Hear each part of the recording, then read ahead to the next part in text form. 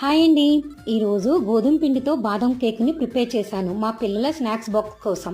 ఇప్పుడు ఒక బౌల్ని తీసుకొని అందులోకి 1 కప్పు గోరువెచ్చని మిల్క్ పోసుకొని అందులోకి 1 టీ స్పూన్ వెనిగర్ని వేసి మూత పెట్టి 15 నిమిషాలు పక్కనుంచండి.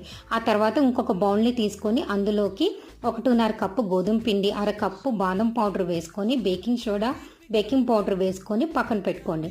ఇప్పుడు మనం పక్కన ఉంచుకున్న మిల్క్ బౌల్లోకి 1.25 కప్పు షుగర్ పౌడరు, అరకప్పు ఆయిల్ వేసుకొని పక్కన పెట్టుకోండి.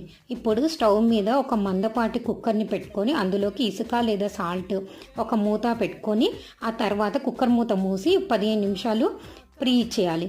ఇప్పుడు కలిపి పెట్టుకున్న 2 మిశ్రమాలని కలుపుకొని లంప్స్ లేకుండా చక్కగా కలుపుకోవాలి.